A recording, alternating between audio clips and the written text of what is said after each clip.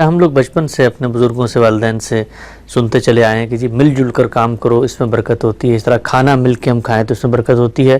تو اس سے کیا مطلب مل جل کے کام یا عملی طور پہ کھانا مل جل کے کھانے سے برکت کیسے ہوتی ہے؟ مطلب وہی میں نے آپ سے عرض کیا نا کہ نتیجہ خیز ہو جاتا ہے، یعنی خود آپ کے اندر انشراح آتا ہے، آپ اس کی لذت محسوس کرتے ہیں. پھر یہ کہ آپ کے جب ہاتھ پڑتے ہیں اس کے اندر تو ایک دوسرے کے ساتھ ملنے ملانے کے نتیجے میں خود کھانے کے اندر بھی ایسے لگتا ہے جیسے افزونی ہو گئی ہے.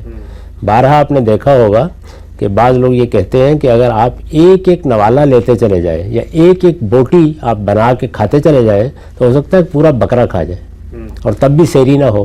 لیکن اگر آپ کو سالن ڈال دیا جائے یا کوئی چیز آپ کے سامنے پلیٹ میں رکھ دی جائے اور آپ اس کو مناسب حال لے لیں تو آپ سیر ہو جاتے ہیں.